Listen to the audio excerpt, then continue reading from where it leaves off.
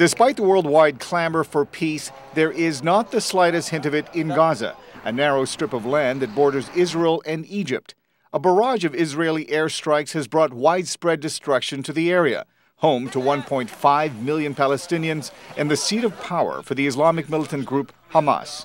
Israel defended the airstrikes as retaliation for repeated rocket attacks by Palestinian militants. But a Middle East expert says the Israeli response has been disproportionate and points to other forces at play.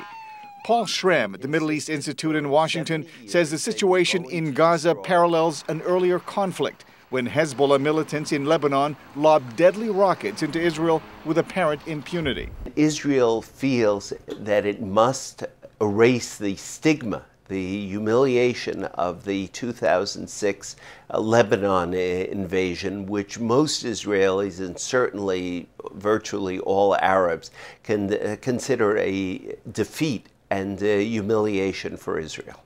Complicating matters is a general election in February. Israel's defense minister Ehud Barak of the Labour Party is running for prime minister, but he is currently third in recent polls. Schramm says he stands to gain the most if Israel's response to Hamas succeeds.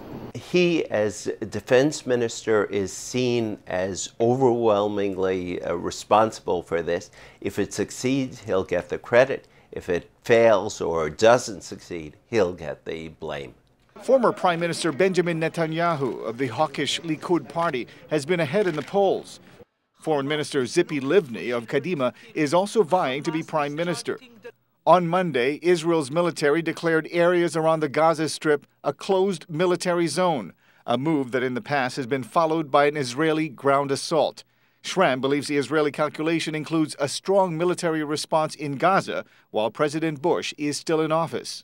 It is not as though they expect President-elect Barack Obama to be anti-Israel, but it is probable that he will not be as completely accepting of Israeli attitudes as the Bush administration has been. The White House says the U.S. objective is to help both sides reach a sustainable ceasefire. But National Security Council spokesman Gordon Jondro said before the violence can stop, Hamas must stop firing rockets and recognize Israel's right to exist. Arcega, VOA News.